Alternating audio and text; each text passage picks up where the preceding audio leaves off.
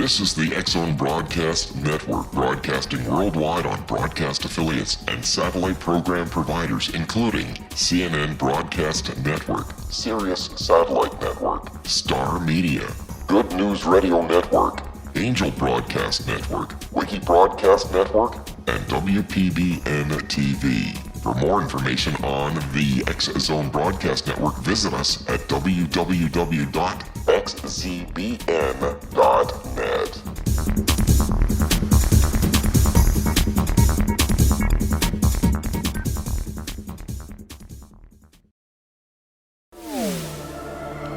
The X-Zone Radio Show with Rob McConnell is largely an opinion talk show. All opinions, comments, or statements of fact expressed by Rob McConnell's guests are strictly their own and are not to be construed as those of the X-Zone Radio Show or endorsed in any manner by Rob McConnell, Relmar McConnell Media Company, the X-Zone Broadcast Network, its affiliated networks, stations, employees, or advertisers.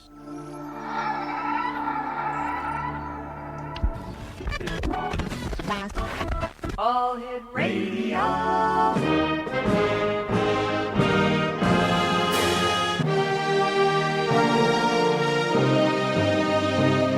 Welcome to the X-Zone, a place where fact is fiction and fiction is reality. Now, here's your host, Rob McConnell.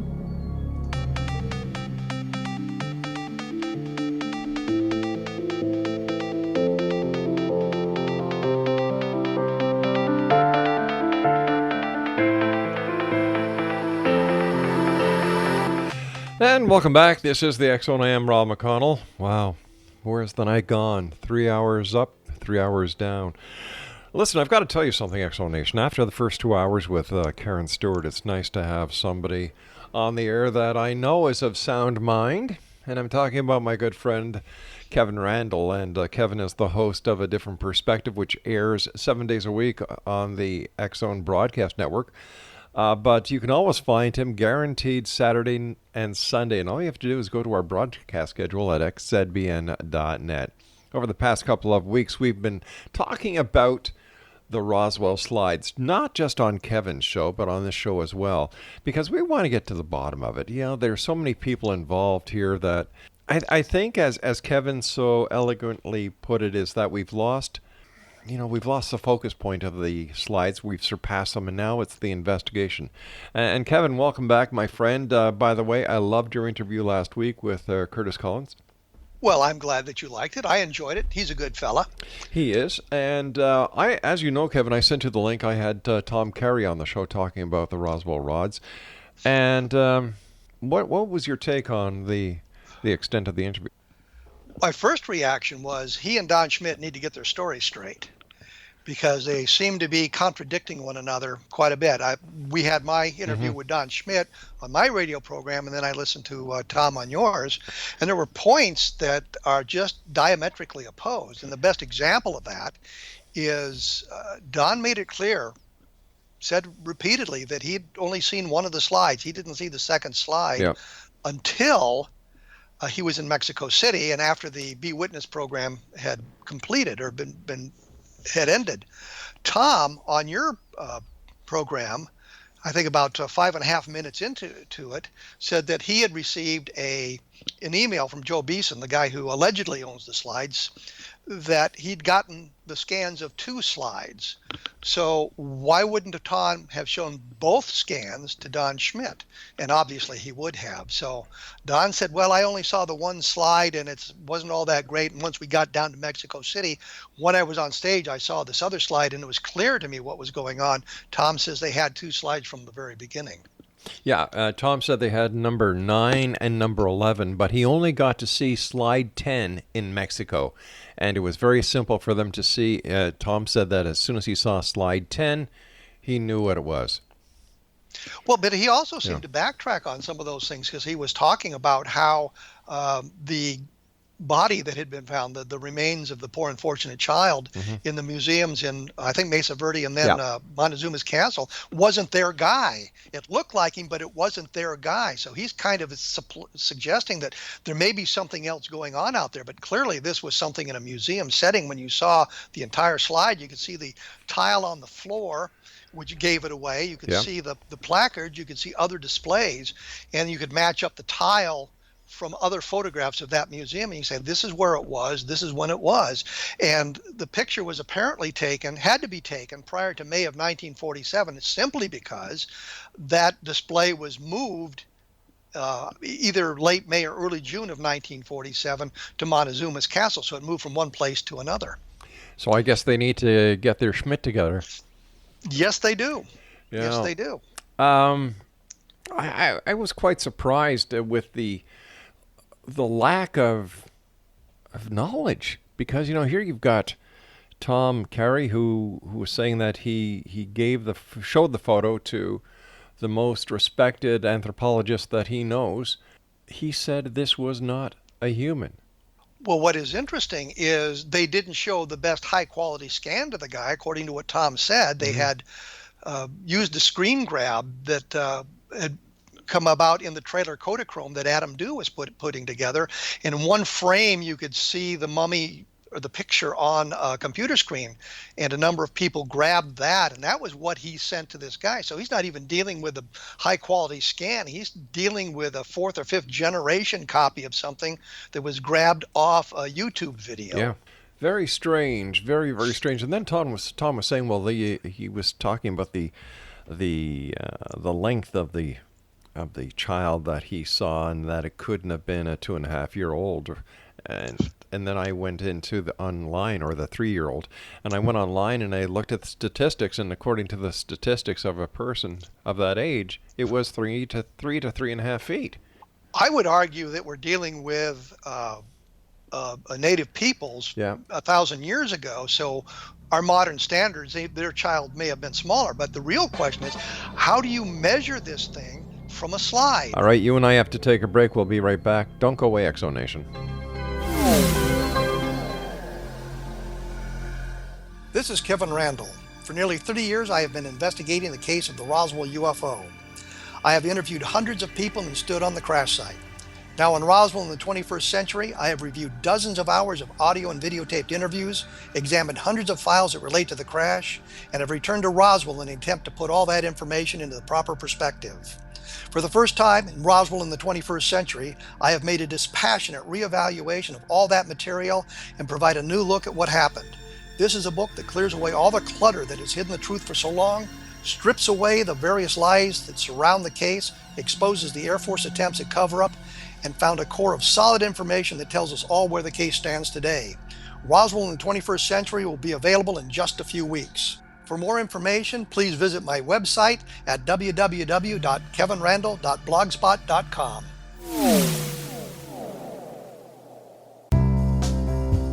Gibbs A. Williams, Ph.D., is a practicing psychoanalyst, supervisor, researcher, and author in New York City. Much of his life has been dedicated to understanding nature and the uses of meaningful coincidences or synchronicities.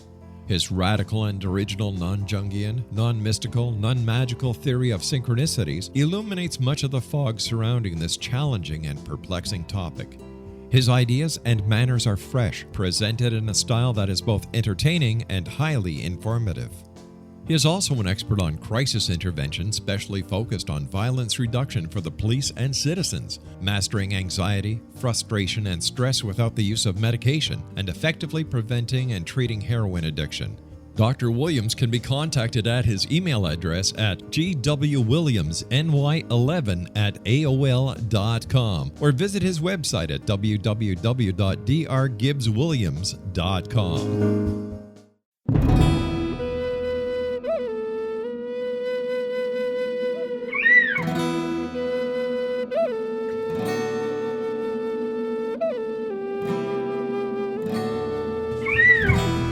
Shamanism is recognized as a method to access the quantum level. Mastery of shamanic skills puts spiritual information and healing power into your hands.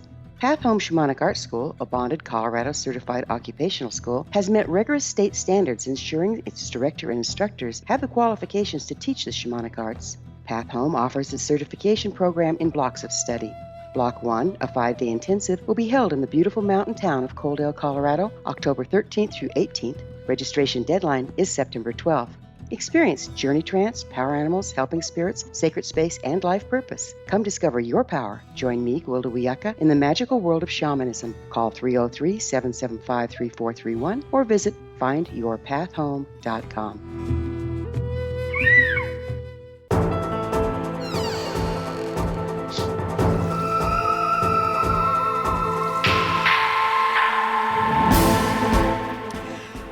All right, Exonation. Kevin Randle is our guest this hour. Once again, he is the host of A Different Perspective on the X-Zone Broadcast Network. To find out when Kevin's show is available, just go to www.xzbn.net. We're talking about the investigation, or we should be talking about the investigation of the Roswell rods. And just thinking about the interview that I did with Tom Carey, the fact that they signed a disclosure, how could he have shown the pictures or the picture to other people to identify it? I think he violated the non-disclosure agreement a couple of times, because when we were in Roswell in July of 2012, he showed a inkjet print of one of the slides to David Rudiak. And I'm not sure he had permission to do that. He said when you interviewed him that they had taken a screen grab. Adam Dew, who was the owner, or one of the owners, of the alleged owners of the slides, I'm not sure who owns them. I'm not sure they know who really owns them. But Adam Dew had made a trailer for a documentary he wanted to do, and he called it Kodachrome. And in this documentary, there was the slide shows up on a computer screen. It's off at an angle, but a number of people in the computer world have grabbed that, of course, off the internet, and they twisted it around and turned it around so you got a full-on view of it. And according to Tom Carey, that's what he was sending out to people for them to look at. So he wasn't violating the non-disclosure agreement per se.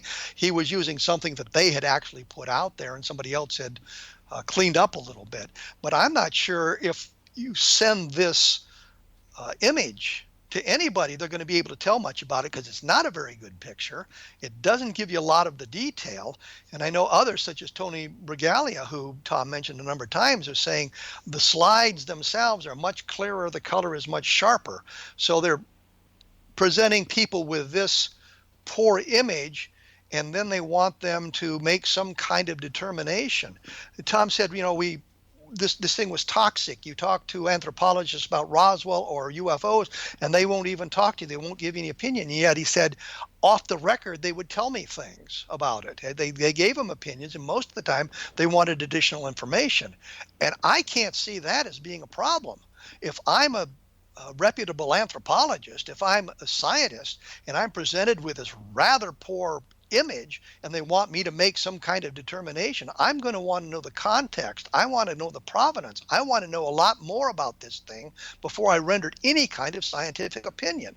So I don't see how you can look at this really crummy image on this third or fourth or fifth generation scan of this thing and determine anything about it other than it looks humanoid and it looks a little bit bizarre.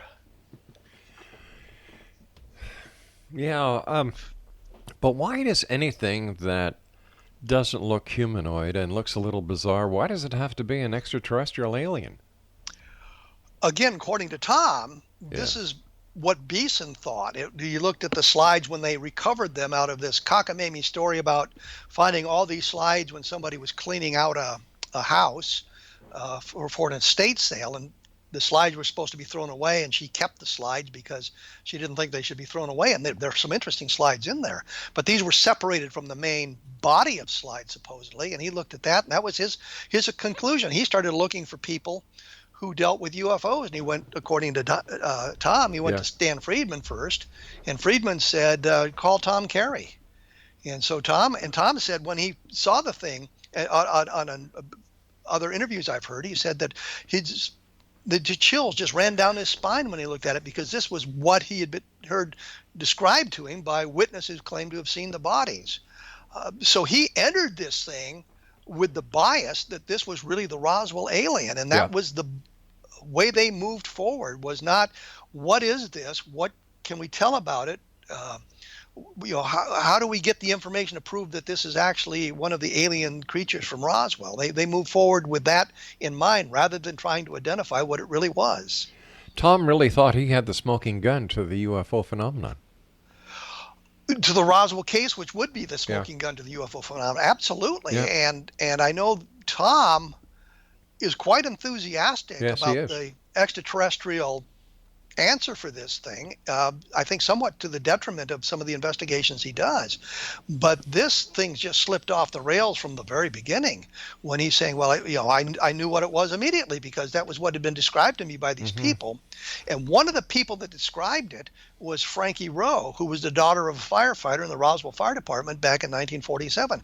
She never saw anything. She was telling us what her father had seen, and he's described the creature as something like the child of the earth, which is a cricket, Jerusalem cricket, and there's pictures of it. It's got a copper-colored skin to it, and it has this marking on its head, and that Tom seemed to see those things in this image on the slide. I have a hard time talking about this because I really feel bad about it. I mean, here's a poor unfortunate child being exploited this way, and he really shouldn't be. And so I have kind of trouble talking about it, trying to keep it as respectful as I possibly can.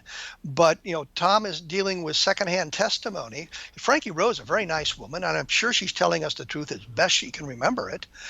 But she's not talking about something she herself saw. And he's run off the tangent that way. And they were moving to prove it was an alien, not to discover what it actually was. Why would it have taken them 3 years to come to the conclusion? Like, 3 years is a long time. I can't wrap my head around the timeline why it took them so long. That's easily explainable, and I can understand this completely because they're not doing this full time. This is not their job. And so there's an awful lot of time that is lost because of that. Also, it's difficult to get some of these people to talk to you. I think Tom and Don, I think even Tony Bergalia talked about trying to get the experts at Kodak to even look at the slide to see if they can tell us when the slide was made. What is there a time frame for the film? What about the mounts? Is there anything about the chemical composition of either the film or the way it was developed that might give us a time frame for this? And from what I understand, the first time they contacted the expert at Kodak, the guy who literally wrote the book, he wrote a history of Kodak, didn't want to talk to them. And then supposedly, when they finally arranged for this to take place, he didn't want to talk to a lot of people. So it was Adam Dew who took these slide to Kodak for analysis. So, that kind of thing takes time, and searching for people to help verify things is a difficult task. I know Tony is employed full time. I think both Don and Tom are retired now, but it takes a lot of time to track people down. It takes a lot of time to set these things up, and other things get in the way. Just general life gets in the way. And I know Don had some family trouble that he had to deal with that messes up the timeline as well. So you've got the slide. The first thing you've got to do is try to figure out, how do we analyze this thing? Tom was wrong. I don't think they took it to the Army for the placard analysis. I think it actually went to the Air Force.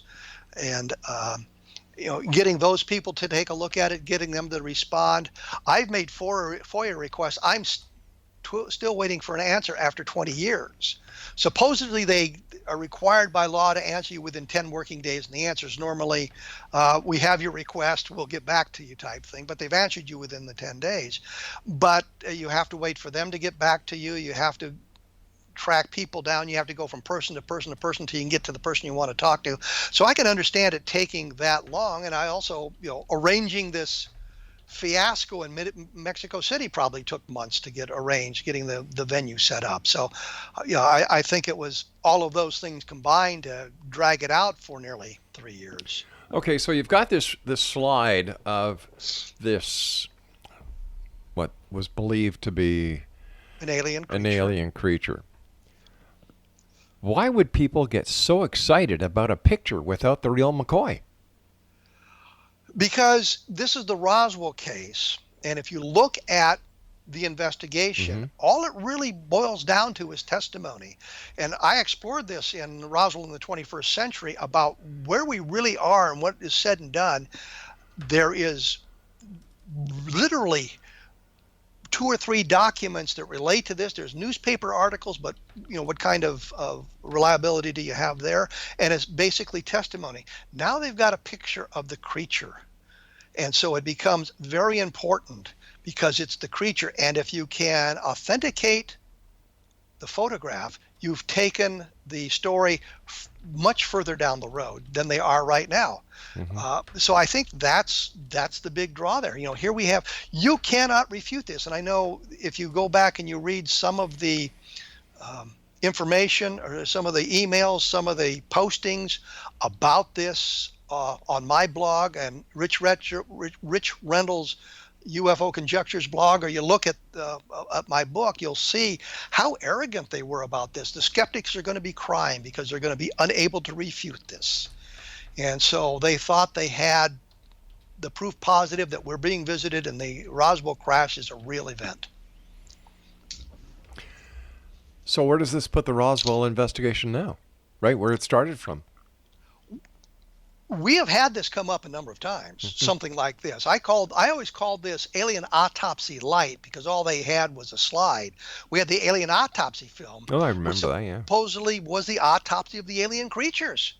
And of course that blew up, and it's now an admitted hoax. I think Philip Mantle did a wonderful job of investigating that, but it's now an admitted hoax. We've got the MJ-12 nonsense we have to put up with, and that's been going around since 1984. Supposedly here's these documents that talk specifically about the crash at Roswell and the alien creatures that were recovered during that event, and that's all blown up. So we look at this and we're right, basically like you said, well, we have a nice story. We've got some testimony of those who are directly involved. Jesse Marcel is on videotape and audio tape. We've got Edwin Easley on audio tape. We've got other members of Colonel Blanchard's staff on tape talking about this, and other lower ranking individuals and enlisted men who are involved in this. So we've got some very interesting testimony. We've got it on tape, so you can't say, well, you guys are making this stuff up. No, this is what the person said. That person may have been making it up, but we're reporting reliably what they said. There was the great J. Bond Johnson fiasco. He was the guy that took the photographs in General Ramey's office of the weather balloon and the Ray-Wind target. He decided at some point that he'd photographed the real stuff. And so we had to fight that. And his attitude was, well, I misquoted him. And I would keep sending in copies of the tapes with the points where he was saying I misquoted him right there on the tape. The only thing he could do was find that I'd left a conjunction out of one of the transcripts. That was the best alteration he could find to what he'd actually said. All of this revolving around Roswell, it hasn't seemed to really dampen the case that much because there's a great deal of enthusiasm for it. People are tired now of hearing about the Roswell slides, but what we're trying to do is now talk about the investigation and how that should have proceeded. We've got to take a break. We'll be back shortly. When we come back, let's talk about how you see the investigation going forward from this point on. Exo Nation, Kevin Randle is our guest. Kevin is the host of A Different Perspective right here on the X Zone Broadcast Network. We'll both be back after this short break. Whatever you do, don't go away. We will be back.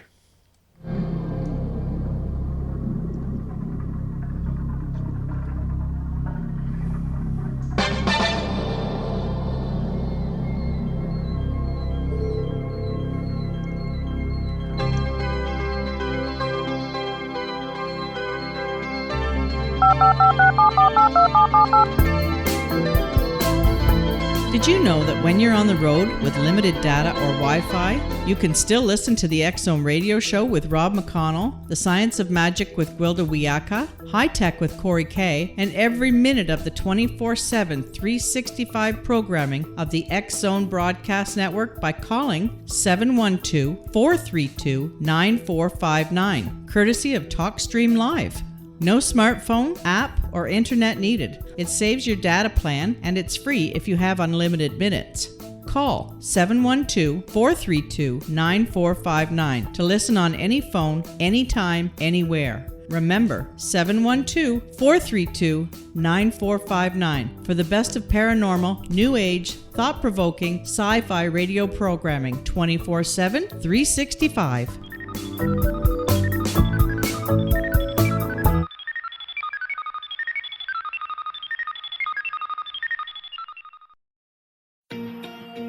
Wouldn't you love to know the secret to everything? Well then, meet Dr. Kimberly McGeorge and her cutting-edge, breakthrough knowledge that combines science with possibility. Dr. Kimberly brings real-life answers and healing to those open to alternative solutions. She teaches solution-based programs and classes that will change all areas of your life forever. Specializing in conscious creation, intuitive readings, and energy medicine, you can rapidly shift health, relationships, business, and money and abundance challenges quickly. Receive her best-selling book, Secret to Everything, at no cost by going to secrettoeverything.com/X-Zone. That's right, transformation can start now. Just go to secrettoeverything.com/X-Zone and receive Dr. Kimberly's book for free.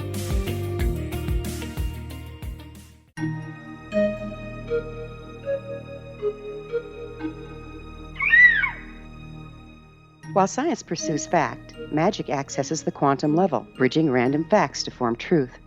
As long as science and magic remain separate and polarized, the truth cannot be known. I'm Gwilda Wiyaka. Join me on the Science of Magic radio program, dedicated to unification and evolution of consciousness. During each episode, I'll be speaking with experienced and respected scientists and mystics. From astrologers to astronomers, from medical doctors to shaman, the scientific method to dowsing and intuition, we'll weave together information from seemingly divergent practices to promote unity and enlightenment. Join me, Gwilda Wiyaka, and the Science of Magic right here on the Mutual Broadcast Network. For more information, visit www.thescienceofmagic.net.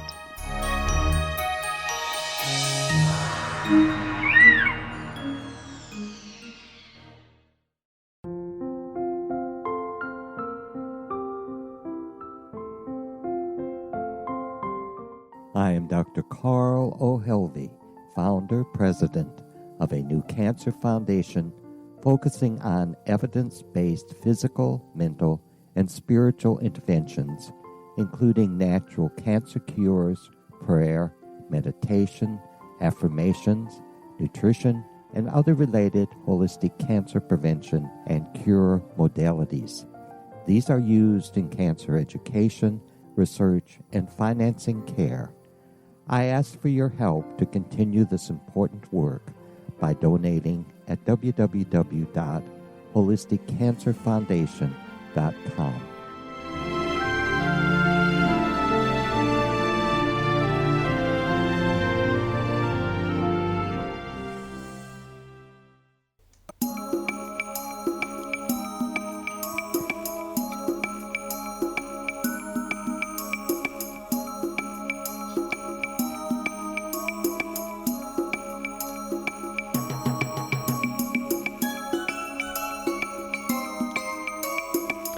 Kevin Randle is our special guest this hour. As everyone knows, Kevin is the host of the very popular A Different Perspective on the X-Zone Broadcast Network. To find out when you can best listen to Kevin based on your schedule, go to www.xzbn.net. Kevin, how should, in your opinion, as a very well-seasoned investigator, especially when it comes to Roswell and other UFO phenomenon, how do you see the investigation moving forward? If you're talking about UFOs in general, I think we need to be much more careful in how we approach the witnesses. We have to be looking for the documentation that will support the case or the cases or whatever it happens to be. With the slides, they did some things right. Attempting to get Kodak to verify the date of the film, they did correctly. I mean, that was the way to do it. They provided the slide to the guy. He was able to make some tests on it. He determined that it was from 1947 or the late 1940s. That was precisely the right thing to do. Yeah. Attempting to read the placard, that was the right thing to do, but they approached that completely wrong. And I'm not sure why the placard could be read by the Roswell Slides Research Group, which was sort of an ad hoc committee put together to do precisely that, try to look at the slides so quickly when they had literally years to try to read this thing and were unable to do it. I mean, there was the real clue. And I was wondering also, and I'm kind of sliding off the rails here, but at one point, Tom said that all of them had gotten together in Chicago. Tom Carey, Don Yes, Schmidt, that's right. Jaime Maussan, Adam Dew, and Joe Beeson were there in Chicago and showed them the slides so that they know where the slides really existed. Here was an opportunity to have the darn things projected on the wall, or some way projected so you could got a better look at it. I mean, here's the original source. Maybe the placard could be read at that point. And from what I have heard, they just looked at the slides in a little viewer. They didn't have a projector. They didn't project it on the wall. And I thought that was kind of unusual because I don't really know what that would have proved to them. And they said slide number 10 was missing. And the important were 9 and 11. What did slide number 10 show? Maybe the slide number 10 showed you the placard straight on and you could read it very easily. So, that pursuing that placard was something that they did right. When you're looking at UFO cases in general, the one thing that I've noticed is the people doing the investigations talk to the witnesses and believe everything they say as if it is the gospel. And when a red flag is raised, they tend to ignore that. I hate to pick on Ben Moss, but a couple of things that he said when we were talking on my program about there were four newspapers that carried the image that Lonnie Zamora saw on the craft that landed there in Socorro. There were 4 newspapers that carried the original image on there. And I've asked him repeatedly to see that documentation, see that newspaper, because that would be a nice piece of documentation. It would sort of predate the Air Force announcement of what the symbol looked like. And he's told me he'll get that to me next week. So I'm waiting on that. But that's one thing you have to do. Let's look at the newspapers and see what the newspapers have to say about this. I was investigating a case here, which is a wonderful case because it was 2 people had seen the UFO close up, and there were occupants seen inside the craft. And I'm thinking, great, this is a case with humanoid creatures in it. And I went and talked to the woman who was involved in it, and she gave me drawings of what they looked like and all of that sort of thing. Then I went and talked to the guy, and he said, I don't know what she's talking about. All we saw were lights in the distance, sort of stars coming down from the sky. And I went out to the location where they had seen it and looked, and I saw the same phenomenon and realized it was the landing lights of aircraft going into the airport. The police said, well, we checked the airport and there were no scheduled flights in. Well, yeah, but it's a airport that has general aviation assets as well. Did you check to see if there were any general aviation aircraft landing out there? That's what it was an aircraft. But he talked about seeing these star-like lights coming down from the sky, and she suddenly got a domed craft and humanoid creatures in it. So you need to talk to all the witnesses as well and see. One of the important things is go to the location. If you have the opportunity, go to the location and look at it, because the solution may present itself there. Frank Salisbury, who did a book on the Utah UFO display, or the Utah display, it was talking about how he had interviewed a woman who'd seen a craft with a window in it and the creatures behind it. And she was absolutely sure. So they went out there the next night to look, and there was the craft again. He says, is that what you saw? And she says, yes, that's exactly what I saw. And he looked around and he saw some teenage boys launching those hot air balloons. You know how we used to put the candles on cleaning bags and launch them? That's what she says. That's exactly what I saw. And he went over and talked to him, and they said, were you guys here last night? And they said, yeah, we were doing the same thing last night. And he went back and said, well, that's what it this is what you saw. And she says, no, that's not what I saw. So, I mean, you've got to get out and talk to the people and get the story from the original sources if you can. Too often we're left with secondhand sources. And in the Roswell case, that's where we are today. We're left with the children and the grandchildren of the people who were involved at Roswell, or who may have been involved or claimed involvement at Roswell. And it may not be true. I know that in Tom and Don's book, Witness to Roswell, they talk about this guy named Lee Reeve who supposedly went out and saw the bodies. And you read the story, and they're talking about how he was with Frankie Rose's father, whose name was Dan Dwyer. He went out there in one of their pumper trucks. And that's not the story. The story is Dan Dwyer went out there by himself. I talked to other firefighters in the fire station at the time, and they would say, well, we didn't go out there, we didn't make a run, we didn't see that. And I finally asked one of the guys a question. I said, but do you know Dan Dwyer? And he said, yeah, he went out there. And I said, what? And he said, well, this colonel came around from the base and told us not to bother with it because they had it handled. And I'm thinking, why is it always a colonel? Why is it never a captain or a major? It's always a colonel. But the colonel came out and he said, Dan Dwyer went out in his private car. Didn't go out with a pumper, didn't go out with anybody, went out in his private car. Well, here's information that's important. I looked Lee Reeve up in the city directory for 1948. He was a laborer in an oil company. He was not a member of the fire department at the time. Apparently, during his life, he worked as a fireman. He worked as a police officer in Roswell. But in 1947, he was a laborer at the oil company. So there's a story that you look at and you have to say, golly shucks, what's going on here? And there's all kinds of stories like that. If you go back and you look for the details, you can often solve them and say, well, this guy couldn't possibly have been there. I don't know how many people have claimed to have been in Roswell in 1947 who we cannot find any record of it. We've got a yearbook that was made in 1947, the summer of 1947, that's got 80%, 85% of the people who were assigned there. I've got unit histories that I can look at to see if names appear there.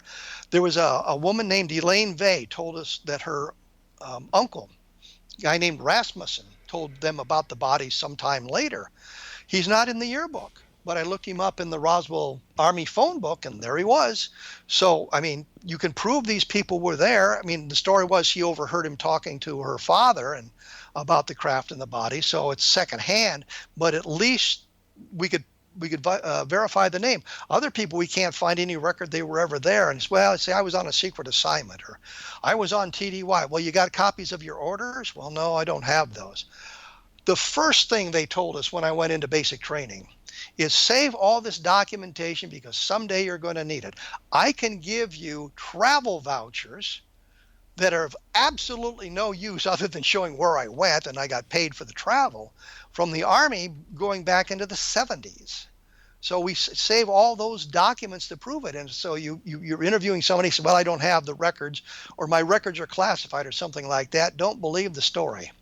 I've got all the records that you could possibly want. If somebody wanted to challenge me when I say, I retired as lieutenant colonel from the Iowa National Guard, I served in Vietnam, I served in Iraq. If you wanted me to prove it, I certainly could, because I have all the documentation from the awards and decorations to the DD Form 214s to all kinds of other stuff, including I've got all the letters I sent home to my parents because I was 18 or 19 when I went to Vietnam. I got all the letters I saved from them because they saved them and they gave them to me when I got home. So I've got all that kind of documentation to prove. But these guys that are saying, no, my stuff was classified, I couldn't do that.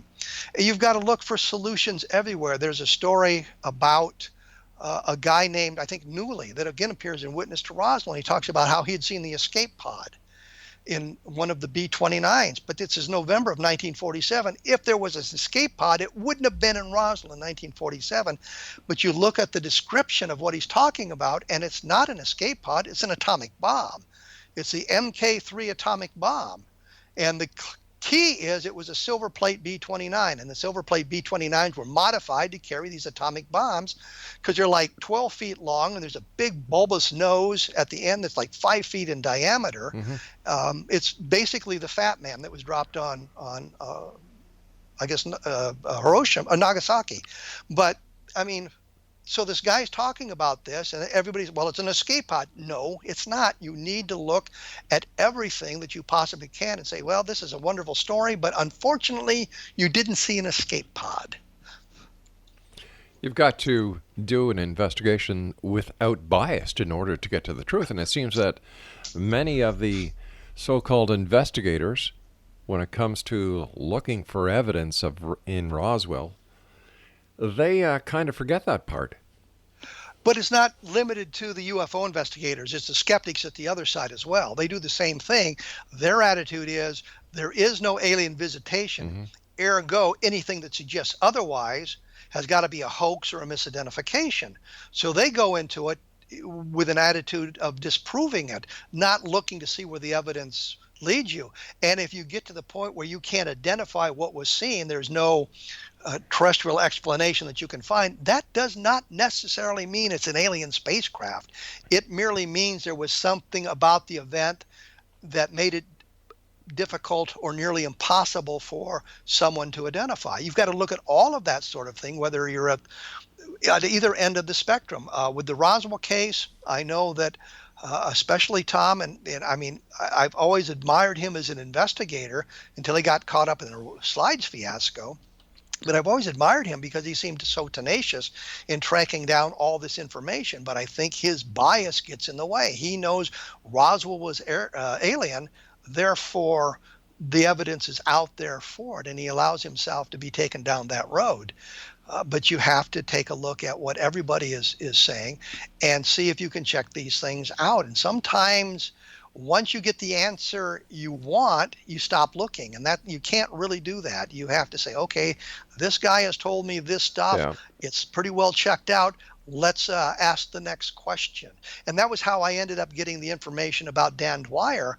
Was it seemed that the firefighter was telling us that, you know, they didn't go out there, the run wasn't made, and that sort of thing, until I asked a subsequent question. Well, did you know Dan Dwyer? He was a lieutenant in the fire department, and I knew that because we had the documentation to prove it. And he said, well, yeah, he went out there on his own. Well, there was some corroboration for Dan Dwyer being involved in it.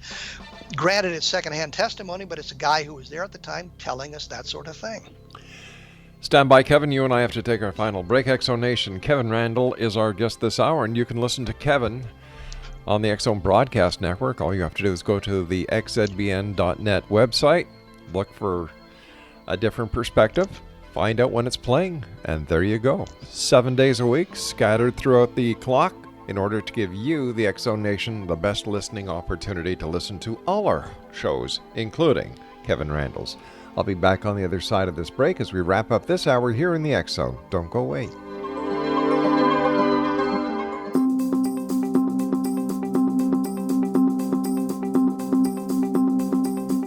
As host of Dialogue with Divinity, I am thrilled to join the X Zone Broadcast Network and their growing number of affiliates.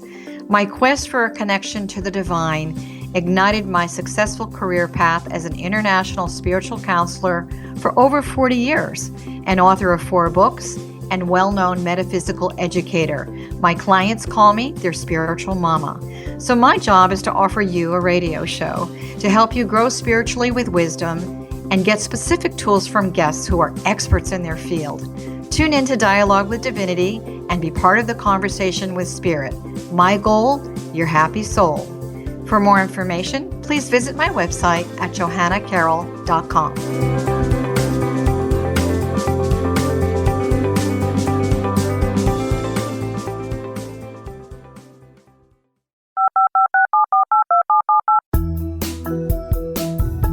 Did you know that when you're on the road with limited data or Wi-Fi, you can still listen to the X Zone radio show with Rob McConnell, The Science of Magic with Gwilda Wiyaka, High Tech with Corey Kay, and every minute of the 24/7, 365 programming of the X Zone Broadcast Network by calling 712-432-9459, courtesy of TalkStream Live.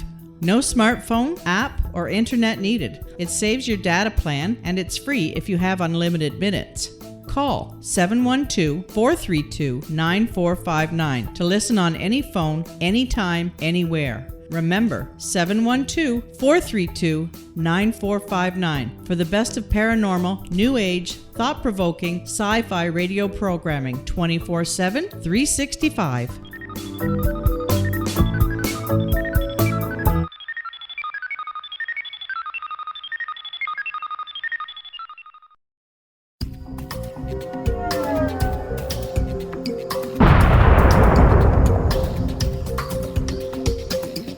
Coming soon to the X Zone Broadcast Network is A Different Perspective with me, Kevin Randle, as your host.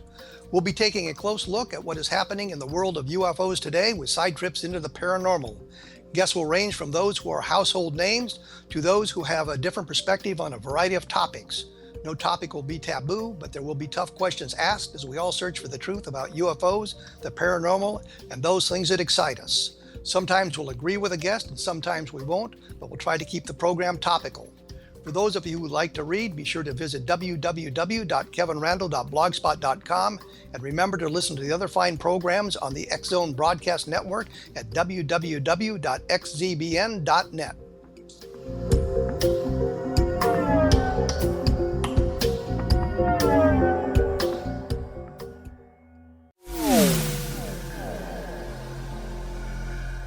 This is Kevin Randle. For nearly 30 years, I have been investigating the case of the Roswell UFO. I have interviewed hundreds of people and stood on the crash site. Now in Roswell in the 21st century, I have reviewed dozens of hours of audio and videotaped interviews, examined hundreds of files that relate to the crash, and have returned to Roswell in an attempt to put all that information into the proper perspective. For the first time in Roswell in the 21st century, I have made a dispassionate reevaluation of all that material and provide a new look at what happened. This is a book that clears away all the clutter that has hidden the truth for so long, strips away the various lies that surround the case, exposes the Air Force attempts at cover-up, and found a core of solid information that tells us all where the case stands today. Roswell in the 21st century will be available in just a few weeks. For more information, please visit my website at www.kevinrandle.blogspot.com. What Happened in Benghazi is revealed by Nicholas Genix, author of Obama, Islam, and Benghazi. He informs the American people that President Obama deceived them by advocating a strong foreign policy prior to the 2012 presidential election, and Hillary Clinton supported this deception. As the title infers, there is a connection between Obama, Islam, and Benghazi. Ample evidence informs Americans that Obama's early indoctrination in the Quran developed an affinity for Islam, why the Quran is the source of discontent in many countries, and why the Obama foreign policy deception led to poor military action and caused the loss of American lives in Benghazi. Genix provides 36 questions for the Select Committee on Benghazi to validate if Americans are justified to mistrust President Obama and Hillary Clinton. An overview of Obama, Islam, and Benghazi is presented on the website www.futureofgodamen.com. That's www.futureofgodamen.com. Afterlife expert Roberta Grimes was the first one to say that dying can be fun. Now her best-selling book, The Fun of Dying, is available in stores worldwide. So if you wonder whether death ends life, how it feels to die, or what heaven might be like, The Fun of Dying was written for you. And if you have always been afraid of death, or if you worry that your life has no meaning, let The Fun of Dying ease your fears and bring new meaning to your life.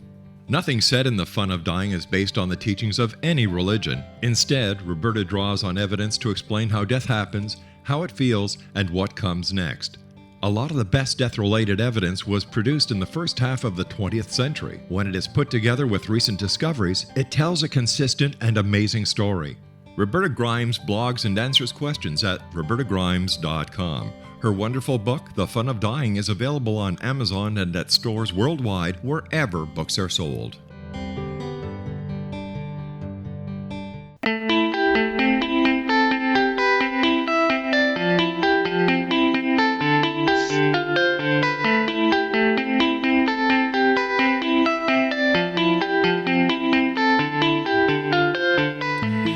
Exonation, Kevin Randle is our guest. Before we get back to the Roswell enigma, did you hear where MUFON is hiring a public relations advertising firm to help them because they're losing members and they want this advertising agency or this PR firm to help them get members? They've seemed to have gone through this a couple of times, not necessarily hiring a PR firm, but I know that 20, 25 years ago, they were losing members and they opened it up to the paranormal, moving into Bigfoot and all of that sort of thing as well as a way to attract people. If you look at the people who attend the symposiums, it's normally older people, a lot of gray-haired people in these things, not so many young people. I think that probably is because the young people actually have jobs. They need to go to work, or they can't afford to take 4 or 5 days off and spend them in a hotel room that'll probably cost you $100 a night if you're lucky, and all the other ancillary expenses. So they've got to attract those people. So I'm not surprised that they're doing it. I'm not sure it's going to be helpful. They've got a couple of programs, and when I say programs, documentary type programs, and I use the term documentary loosely, on television, such as this Hangar One program from the files of MUFON or what it is, and this big hangar filled with file cabinets after file cabinet, which is a lot of hokum, but and some of the cases they talk about are kind of silly, but I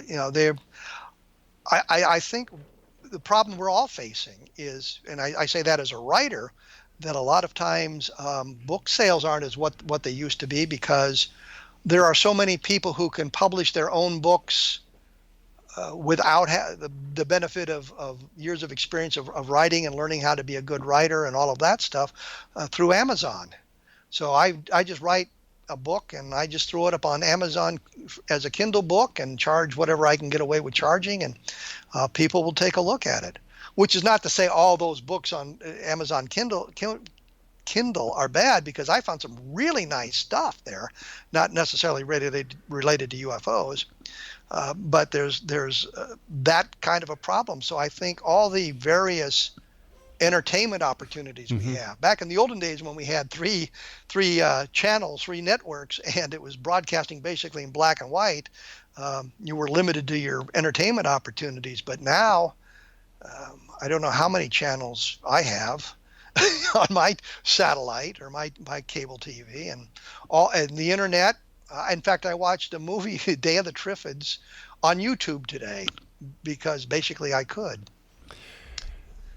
This is one thing that I've noticed with television programming, is that there are so many channels, and in order to be competitive, programmers have just got to fill those slots, because a lot of programming is repeated and repeated and repeated because there are not enough shows. I don't know why the government opened everything up and said, all right, it's going to be a free-for-all now, because the only people who are suffering are the consumers. They have to pay more for their cable, they have to pay more for the channels, and it's just a cash cow for the cable companies and the broadcasting companies. Advertisers have to pay more, and thus, now with the lax of regulation on advertising content during a TV show, you're going to see more and more commercial content, less and less programming. I've already noticed that on cable TV, especially because I am like that. I sometimes time the commercial breaks, and you'll find commercial breaks running 5.5 minutes, and you come back to the show, and then you get 4 minutes of programming and then another 5 minutes of commercials. Yeah.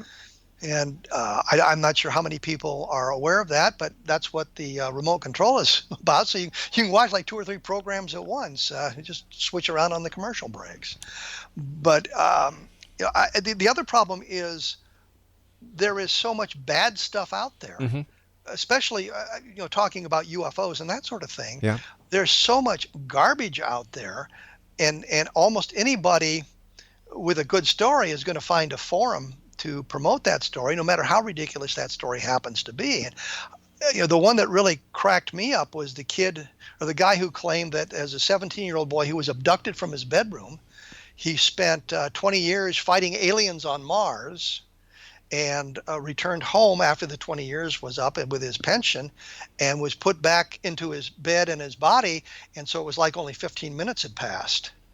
And I'm thinking, this showed up, I think it actually showed up on Hangar One, and I'm thinking, does anybody really buy that? That's just absolutely preposterous. And of course, my favorite one was the woman you had on, who claimed that we hadn't been to Iraq, we'd actually been to Mars. Oh my gosh, yeah. And I'm thinking, wow, that was just some deal there, that they managed to convince us we were in Iraq. So I call her having the Klinger complex.